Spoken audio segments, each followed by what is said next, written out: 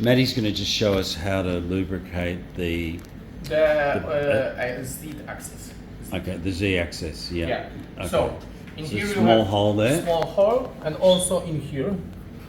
Yep. So You're going to feed that through. go up, maximum upper. Yeah. Then Feed it through. try to In hold there. like that, Okay. and then Okay, so you're moving it up and down. You're spraying. So not too you, much. okay, little pumps. Not too much. Little And finger too much pumps. because this. And Okay, then we done? up.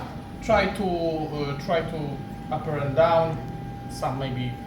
Few Okay. times. Move it up and down a few times, just so the lubricant spreads everywhere. Yes, and this is everything. And do this one per month. Lubricate I it will once a recommend month. it. Yeah. Yep. So every month, start of the month, lubricate the Z-axis assembly. Yes. That's Lovely.